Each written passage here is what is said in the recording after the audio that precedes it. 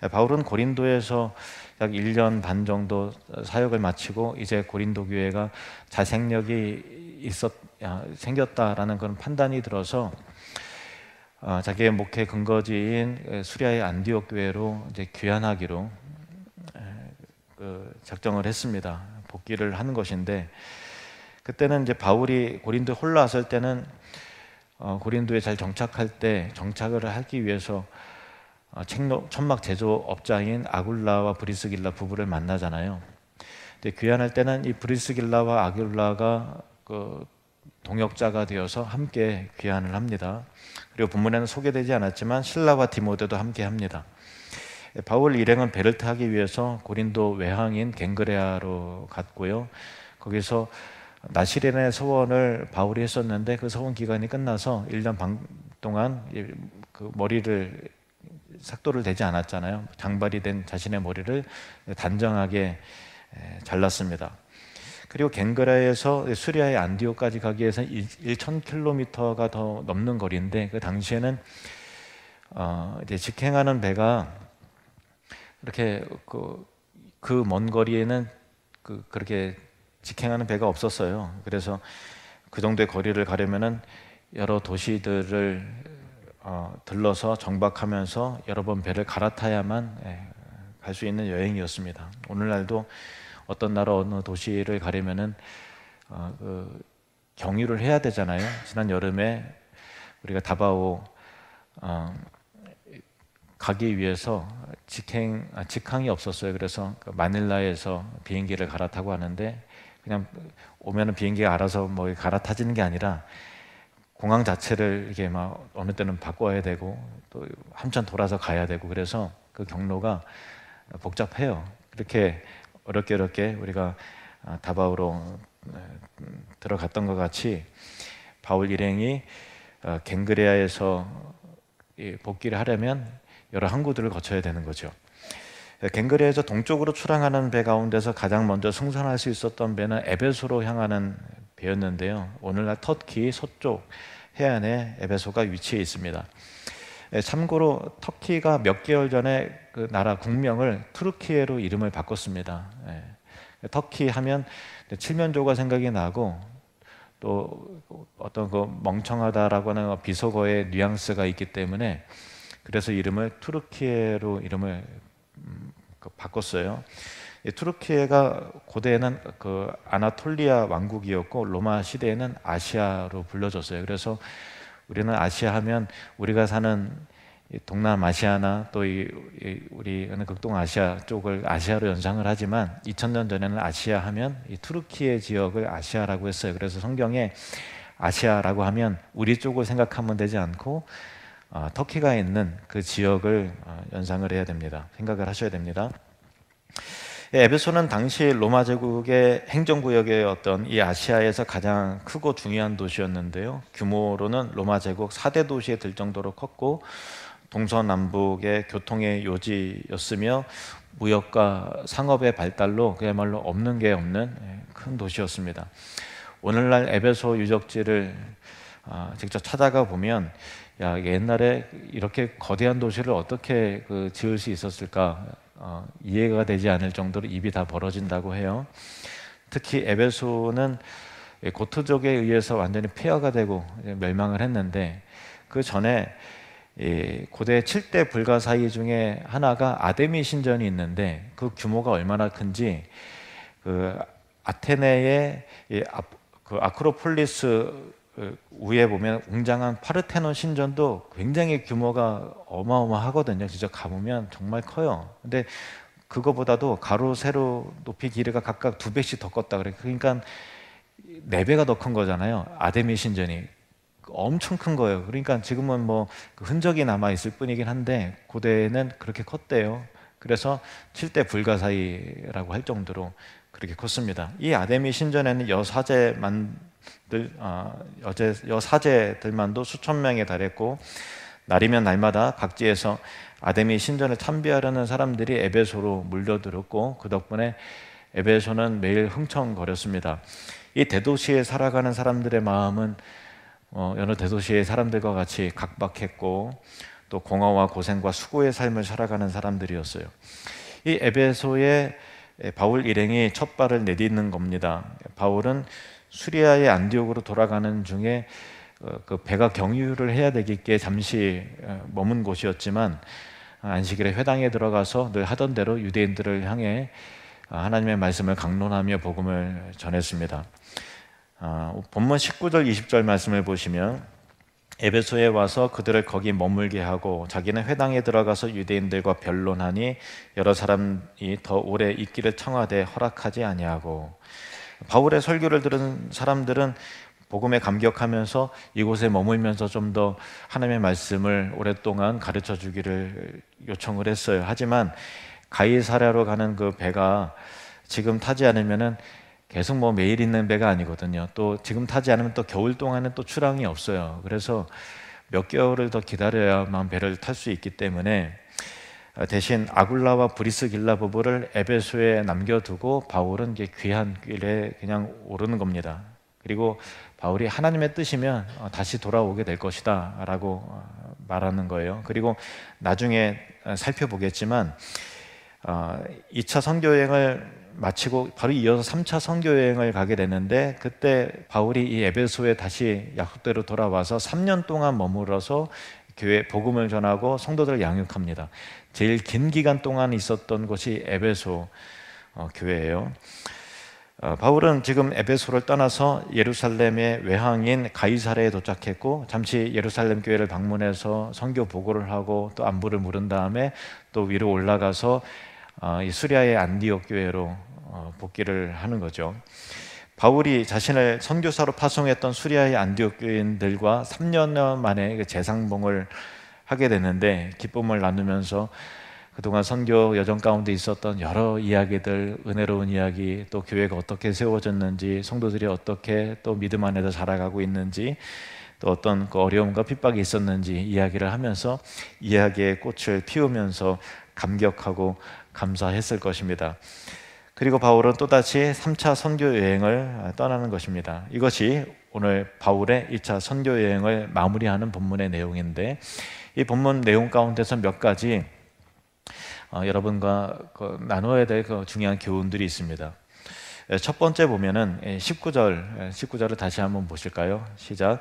에베소에 와서 그들을 거기 머물게 하고. 누가 누구를 머물게 하는 것입니까? 바울이. 그들은 누굴까요? 브리스길라, 아굴라 부부예요. 이 아굴라와 브리스길라는 처음에 천막 제조업으로 고린도에서 만났잖아요. 그리고 나서 하나님 나라의 비전을 품고서 바울과 함께 같이 동역하기 위해서 떠나는 거예요. 그러니까 처음에 떠났을 때는 바울과 끝까지 함께 하리라는 그런 마음을 가지고 떠난 건데, 중간에 잠시 거쳐가는 에베소에서 사람들이 복음을 듣고 바울더러 더 머물라고 하니까 바울은 계속하고, 너희들은 여기서 남아서 이 사람들을 도와야 되겠다 해서 이 아굴라와 브리스길라 부부가 순종함으로 남는 거예요. 원래 본인들 계획과 생각은 그게 아니었어요. 바울과 함께 가려고 했는데 그냥 갱그레에서 배 한 번 타고 에베소에 들렸더니 거기 그냥 남게 되는 거예요. 본인의 인생 계획과는 전혀 더 다른 일들이 펼쳐지는 거잖아요. 하지만 이 아굴라 부부는 리더인 사도 바울의 권함을 따르고 순종하는 이 부부의 모습을 우리가 보게 되는 것이죠. 우리도 때로는 우리의 계획과 생각과는 달리 하나님이 요구하시는 내용이 달라질 수 있죠. 얼마든지. 그러나 내 뜻보다, 내 생각과 계획보다 하나님의 뜻이 먼저라는 생각을 우리는 항상 해야 하는 것입니다. 그 하나님의 뜻은 기도와 말씀 가운데 주어지기도 하고, 또 성령의 인도하심 가운데 예민하게 감지될 때가 있고, 또 저와 같은 목회자를 통해서 주어지기도 합니다. 우리는 하나님의 뜻에 순종하는 삶을 살아야 합니다. 믿음의 삶은 바로 순종의 삶인 것입니다. 히브리서 11장 8절 함께 읽겠습니다. 믿음으로 아브라함은 부르심을 받았을 때 순종하여 장래에 유업으로 받을 땅에 나아갈새 갈 바를 알지 못하고 나아갔으며. 갈 바를 알지 못했지만 순종함으로 나아갔다. 그게 바로 믿음이다라는 거예요. 그러니까 믿음의 삶은 순종의 삶이에요. 순종 없는 믿음 없습니다. 늘 내 뜻과 다르지만 하나님의 뜻이 선명해지면 아멘하며 순종함으로 결단하는 저와 여러분이 되시기를 바랍니다. 히브리서 13장 17절 말씀 함께 읽습니다. 너희를 인도하는 자들에게 순종하고 복종하다. 그들은 너희 영혼을 위하여 경성하기를 자신들이 청산할 자인 것 같이 하느니라. 그들로 하여금 즐거움으로 이것을 하게 하고 근심으로 하게 하지 말라. 그렇지 않으면 너희에게 유익이 없느니라. 결국 아굴라 부부가 바울에게 순종함으로 에베소에 남게 되었어요. 뜻하지 않는 거였어요. 우리는 바울과 같이 가고 싶었던 거예요. 아굴라는. 그런데 상황에 하나님의 뜻의 가운데 그 부부는 남게 되었는데 이를 통해서 놀라운 결과가 나타나게 되었는데 그것이 고린도전서 16장의 기록에 있습니다. 16장 19절에 보면은 아시아의 교회들이 너희에게 문안하고 아굴라와 브리스가와 그 집에 있는 교회가 주 안에서 너희에게 간절히 문안하고, 이 고린도전서는 바울이 3차 선교 여행 때 에베소에 머물면서 쓴 편지인데 이 에베소 교회가 어디 있다고 말하고 있는 것입니까? 이 브리스길라와 아굴라의 집에 있는 교회. 그러니까 그 유명한 에베소 교회가 아굴라 부부의 가정에서 생긴 거구나라는 것을 우리는 알게 되는 거예요. 그 유명한 에베소 교회, 바로 아굴라 부부의 동역과 헌신과 순종으로 인해서 그 교회가 세워지게 된 거예요. 우리는 늘 한 치 앞을 모르죠. 그런데 하나님 나라의 큰 그림은 하나님이 아십니다. 우리는 순종할 따름이에요. 믿음으로 순종하는 저와 여러분이 되시기를 바랍니다. 또 한 가지 얻을 수 있는 교훈은 아굴라와 브리스길라가 항상 나란히 등장한다는 거예요. 이 부부의 이름이 나란히 등장해요. 이건 뭘 의미하는 것입니까? 이 부부의 마음이 항상 동일했다는 거예요. 같은 마음을 품고 또 같은 뜻을 품고 순종하는 주님의 길을 품고 따르고 헌신하는 부부였다라는 것입니다. 남편과 아내가 또 아내와 남편이 마음을 같이하여 섬길 때 그 열매와 축복은 2배가 아니라 10배가 되고 100배가 됩니다. 하나님을 향한 남편의 마음에 아내가 걸림돌이 되면 안 되고, 하나님께 주시는 아내의 그 마음과 선한 마음에 남편이 걸림돌이 되지 않으시기를 주님의 이름으로 축원합니다. 부부는 항상 함께해야 하는 것입니다. 고린도전서 1장 10절 말씀, 형제들아 내가 우리 주 예수 그리스도의 이름으로 너희를 권하노니 모두가 같은 말을 하고 너희 가운데 분쟁이 없이 같은 마음과 같은 뜻으로 온전히 합하라. 교회를 향한 메시지지만 동시에 가정을 향한 메시지로도 얼마든지 적용할 수 있는 거예요. 우리는 서로 가족 구성 안에, 특히 부부가 분쟁 없이 같은 마음, 같은 비전, 같은 뜻을 품고 같이 합하는 은혜가 있기를 원합니다. 그럴 때 그 가정 안에 놀라운 창조적인 열매와 하나님의 성령의 부으심의 열매가 대단히 큽니다. 우리가 포커싱 세미나를 할 때 항상 강조하는 메시지가 뭐냐면은, 참석을 할 때 그냥 받지 않고 부부가 같이 등록해야 우리가 받습니다. 부부가 같이 오셔야 됩니다라는 걸 항상 얘기를 해요. 왜냐하면 특별한 일을 제외하고는 부부가 한국에서 세미나가 열리고 해외 세미나가 열릴 때 부부가 동일하게 참석을 하는데, 그 이유는 뭐냐면은 아무리 남편이 감동을 받고 결단해도 아내가 브레이크를 걸면 걸린다 안 걸린다? 걸려요.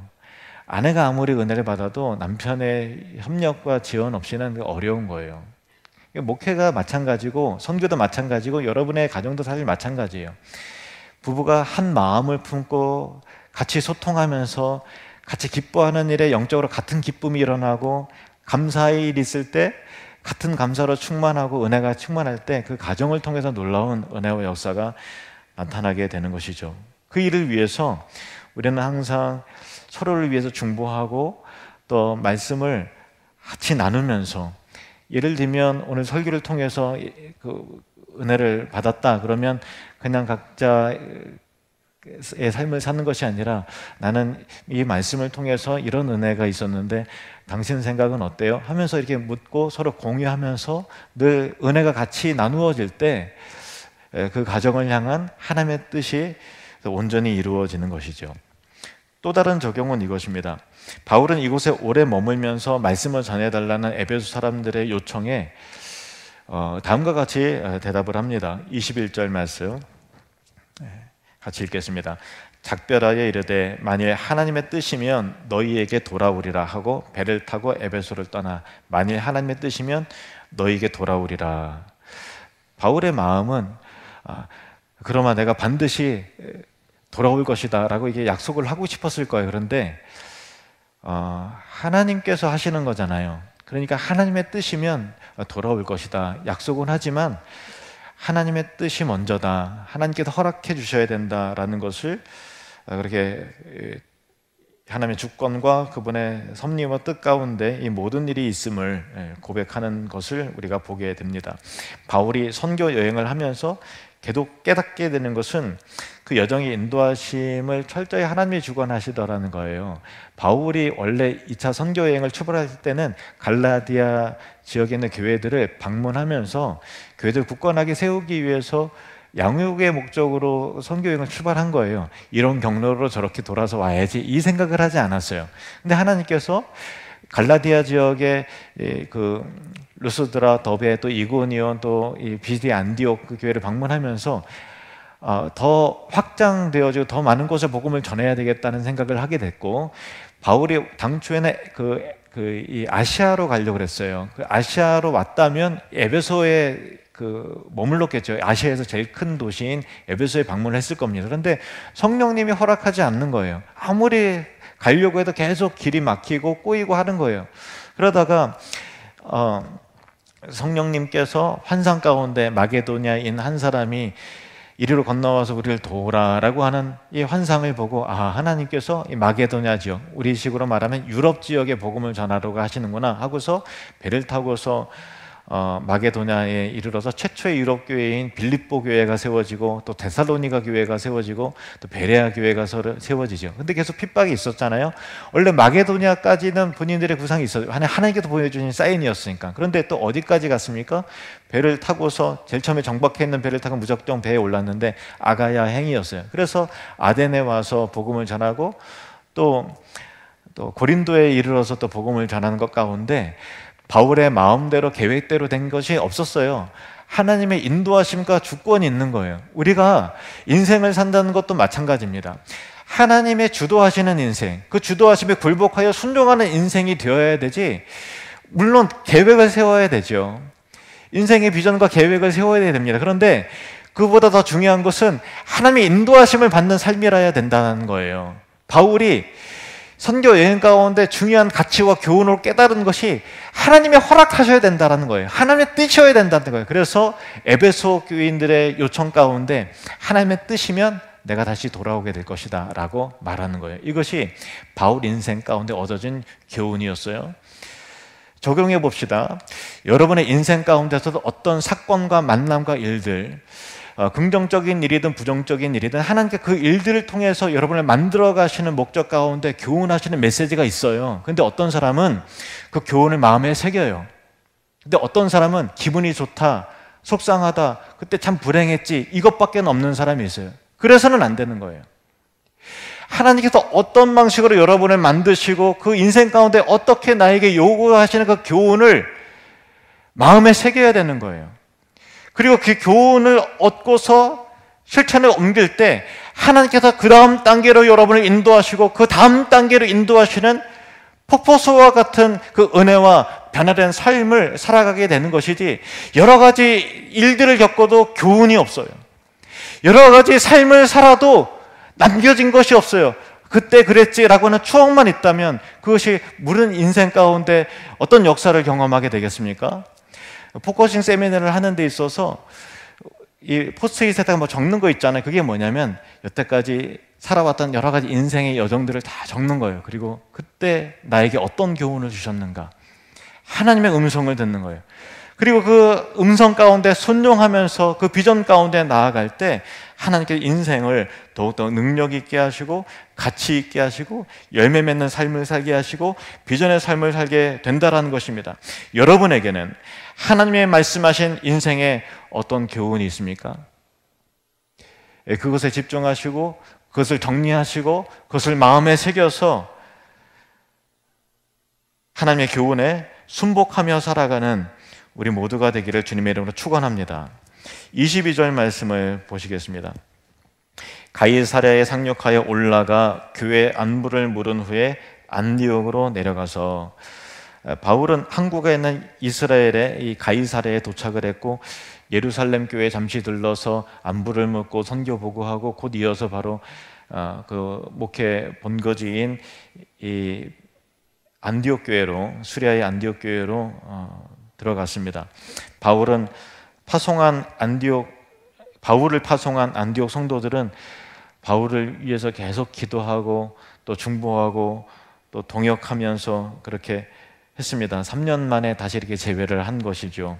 이번에 라오스 포커싱 세미나 이후에 세미나에 참석한 여러 그 선교사님들 센터들을 방문할 기회를 얻어서 그 가운데 이루어진 하나님의 은혜와 일들을, 열매들을 보고 경험하는 특별한 은혜의 시간이 있었는데요. 그 중에서도 최동만 선교사님이라는 분이 있는데 그분이 그 설립한 그 비전 스쿨이 굉장히 크고 멋있게 잘 지어졌더라고요.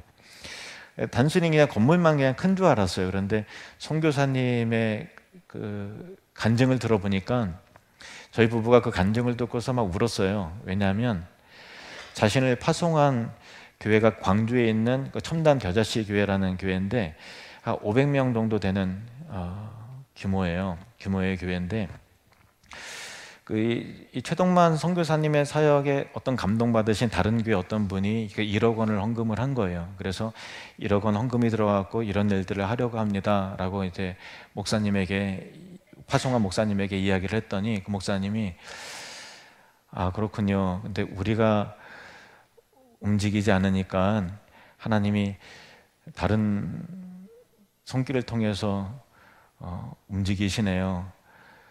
알겠습니다. 그러더니 그 성도들이 감동을 받아서 헌금을 했는데 워낙 대형 교회가 아니고요. 우리 교회보다 2배 정도 큰 교회예요. 근데 코로나 전에 얼마나 헌금이 모아졌는가 하면은 20몇억 원이 모아진 거예요. 그래서 거기에 유례가 없을 정도로 큰 다음 세대를 위한 비전 스쿨이 세워진 거예요.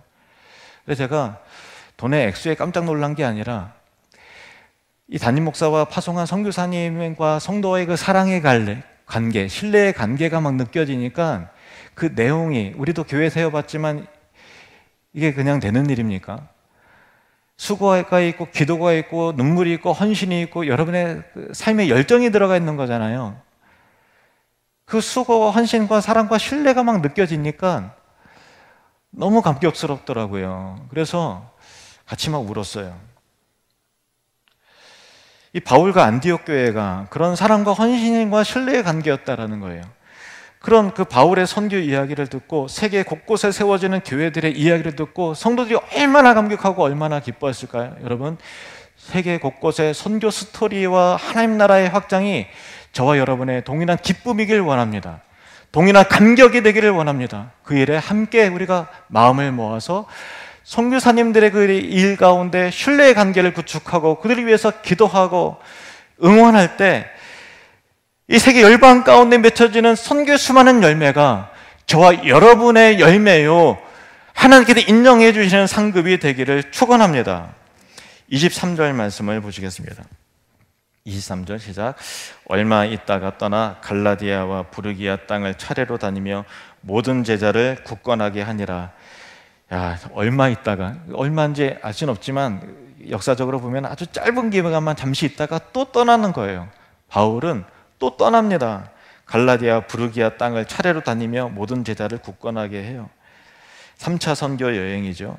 계속해서 복음의 사명 앞에 몸살이지 않는 열정으로 충성하는 것을 봅니다. 고린도전서 4장 2절 말씀 함께 있습니다.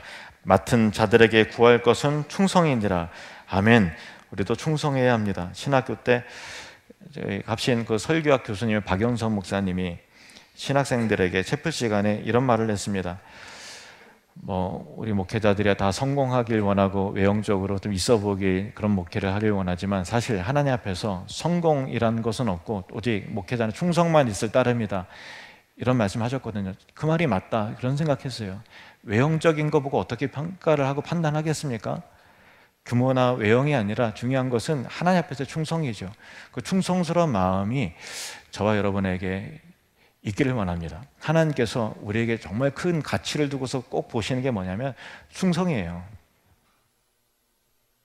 누가복음 16장 10절 말씀 시작. 지극히 작은 것에 충성된 자는 큰 것에도 충성되고 지극히 작은 것에 불의한 자는 큰 것에도 불의하니라. 작은 것에 충성한 사람은 큰 것을 맡겨도 충성하고요, 작은 것도 충성하지 않으면 큰 것도 맡을 수 없어요. 디모데전서 1장 12절 말씀 시작. 나를 능하게 하신 그리스도 예수 우리 주께 내가 감사함은 나를 충성되이 여겨 내게 직분을 맡기심이니. 충성스러운 사람에게 하나님은 직분을 맡기십니다. 디모데전서 3장 11절 시작.